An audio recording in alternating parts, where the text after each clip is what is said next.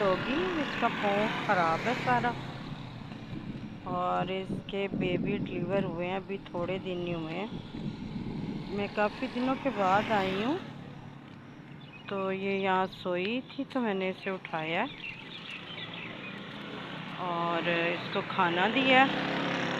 अब इसके बेबी कहाँ है वो मुझे नहीं पता, लेकिन इसका पाँव जो है ना पूरी तरह ख़राब है, शायद किसी गाड़ी के नीचे आया है।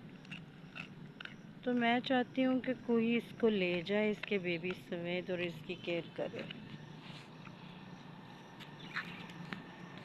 अच्छा जी, ये बेबी इसके पता नहीं है हमें, लेकिन ये बड़ी मतलब कि अच्छी डॉगी है, काटती नहीं है बिल्कुल भी, डांटती नहीं है और बड़ी प्यार वाली है और मासूम भी बहुत है।